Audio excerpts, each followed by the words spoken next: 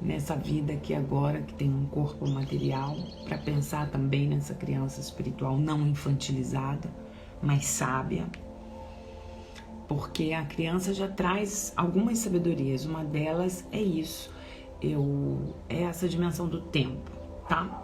Eu vou lidar com o tempo do aqui e agora, e esse tempo é esse tempo do brincar, esse tempo do estar aqui presente, conscientemente ou não, nessa dinâmica do que eu tô vivenciando aqui agora, com as pessoas que estão aqui agora comigo, ou os meus amigos imaginários, né? Tem muitas crianças que têm amigos imaginários, que podem ser árvores, pássaros, brinquedos, histórias, livros, canções.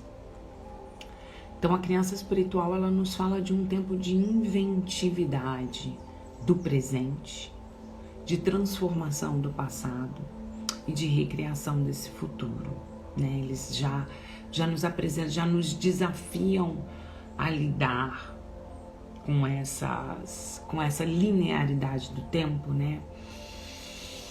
De um tempo em que se acumula, de um tempo em que, né, em que se pesa, né, os dias, que é um tempo que uma certa forma anciã, envelhecida pode nos trazer de pesos e de acúmulos, né? E aí falando de uma forma anciã que não conseguiu reelaborar, né, a entrega da passagem do tempo. Então a gente vai ter essa dinâmica com a criança espiritual, tá? Com o tempo. E aí a gente já entra na questão da invenção, né? Que é um segundo princípio da espiritualidade da criança, que a gente pode acessar nesse lugar, né? O quanto as crianças inventam e criam porque elas não estão presas como adultos feridos ainda, né?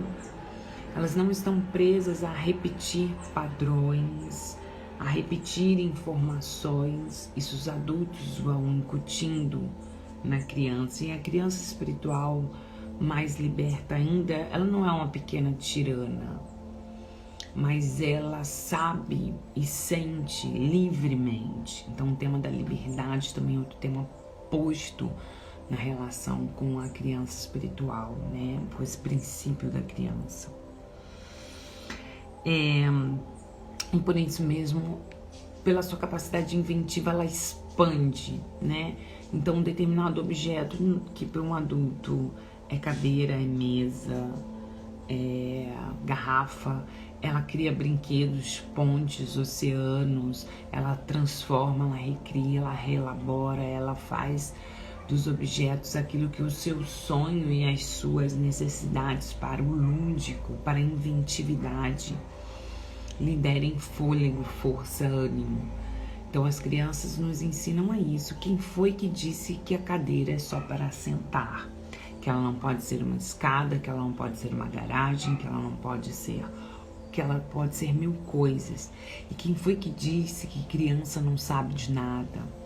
Quem foi que disse que criança fica nesse lugar, né, do que vai ser incutido várias coisas e formatado de acordo com o que os adultos querem lhe conferir de sentidos, né? Então as crianças, elas vêm nesse desafio muito poderoso, né, para a gente pensar esses lugares demarcados pelo mundo adulto ferido, né? Elas vêm literalmente chacoalhar esse lugar de que as coisas e os objetos e as funções da vida são determinadas pela lógica dos adultos feridos. As crianças, e principalmente as crianças espirituais, esse princípio, ele vai se afinar diretamente com a orquestração de futuros possíveis, de presentes recriados e da ludicidade com entrega ingênua, total ao ato do brincar, não com a intenção maquiavélica de machucar alguém, de maltratar, ou do aonde aquela brincadeira pode me levar.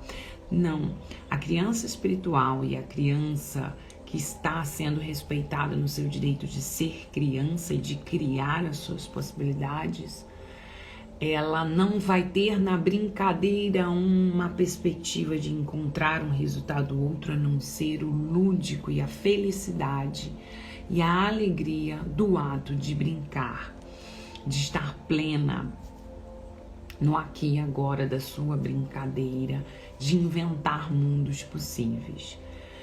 Então, quando a gente entra numa dinâmica de ferir essa criança, né, na lida com as diversidades do mundo e as adversidades do mundo, muitas vezes a gente vai sendo, e essas crianças espirituais também, elas vão sendo ceifadas nos seus sonhos para se adequarem. Não, cadeira para sentar. Ela não pode ser uma garagem, um aeroporto, né? Ela não pode ser uma pista de decolagem de foguetes. Cadeira para sentar. E aí acontecem às vezes de forma violenta essa comunicação para esse repertório lúdico e encantador da criança que nos ensina a sonhar, né?